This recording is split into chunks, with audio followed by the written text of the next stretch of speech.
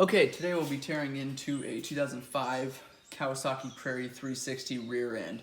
And we've got some seals that we're going to replace. Just going to go over how to do that here. I've loosened up a lot of the bolts. There's quite a few 12 millimeter, 14 millimeter, and 17 millimeter bolts. So on this side here, we've got 4 14 millimeter bolts.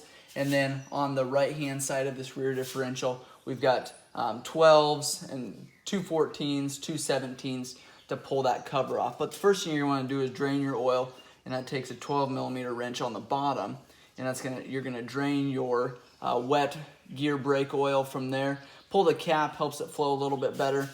Make sure you've got an oil pan underneath. You're gonna want to remove the tire, the wheel and tire here, and that takes a 17 millimeter socket to remove that, and then your cap on the inside here. You want to remove your cap and your nut on the inside, and we've got it loosened up here already, so we can pull it off quickly. But you have to pull this off to pull this cover completely off to replace those seals. So we've got your 14 millimeters, like I said here, bolts all the way around. That'll remove, on this side, that'll remove your trailer hitch here, and then you just slide this off. Now it's kind of got a nut on the back side of this plate here, and so it's a bit of a challenge to get that around there. You can see, maybe you can see that it sticks out a little bit, those nuts do on either side. That holds the skid plate from the bottom. There's 10 millimeter bolts that run into the skid plate, and then 2 8 millimeter bolts from the bottom there. So once we've got that pulled off, we pull all of these bolts, and I'll slide you around here to see.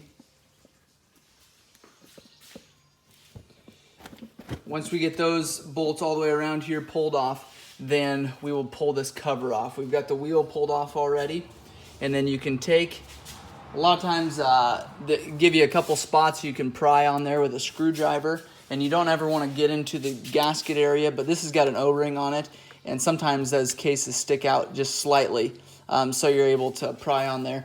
And then there's also spots around here where it allows you to get your screwdriver in behind there and pry on it. Again, you don't ever want to do it, so you're going to damage the case, but if you look, there's three tabs that kind of stick out on this cover.